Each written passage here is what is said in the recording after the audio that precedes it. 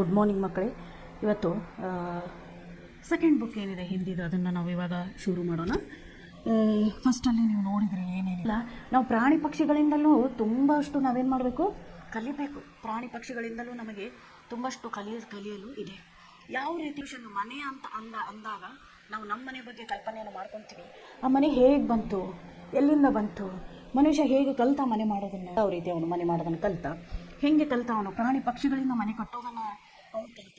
ಯಾವ ರೀತಿ ಪಕ್ಷಿ ತಾನು ಮೊಟ್ಟೆ ಇಡಬೇಕಾದ್ರೆ ಮೊದಲು ಎಲ್ಲಿಯೂ ಸಿಕ್ಕಿರುವಂಥ ಚಿಕ್ಕ ಪುಟ್ಟ ಹತ್ತಿ ಇವನ್ನೆಲ್ಲವನ್ನು ತೆಗೆದುಕೊಂಡು ಬಂದು ಎಷ್ಟು ಚೆನ್ನಾಗಿ ಗೂಡನ್ನು ಕಟ್ಟಿ ಅದರಲ್ಲಿ ಹಕ್ಕಿಗಳು ತಮ್ಮ ರಕ್ಷಣೆಗಳನ್ನು ಮಾಡಿಕೊಳ್ಳುತ್ತವೆ.